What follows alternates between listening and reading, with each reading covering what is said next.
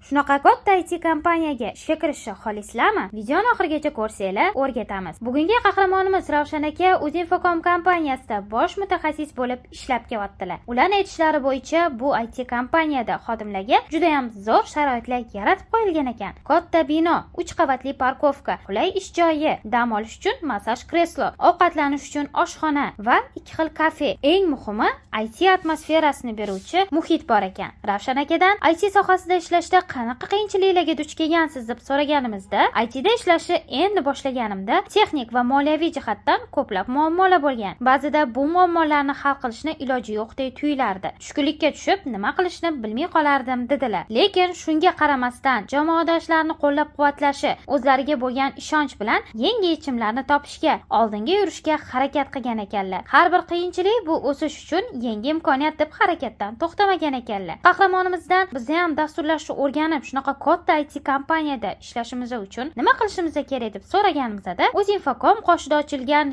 YouStudy dasturlash kurslarida o'qishni tavsiya berdilar. O'sha yerda kurslarida o'qisanglar, o'qish davomida Uzinfocomda stajirovka qilib, real loyihalar bilan ishlab, dasturlashni tez o'rganib olsanglar bo'ladi. O'zingizlarni yaxshi ko'rsatsanglar, Uzinfocomga ishga ham olib qolishadi dedilar. Agar sizlar ham YouStudy dasturlash kurslarida o'qib, Uzinfocom kabi katta IT kompaniyaga ishga kirmoqchi bo'lsanglar, unda kommentda plus qoldiringlar.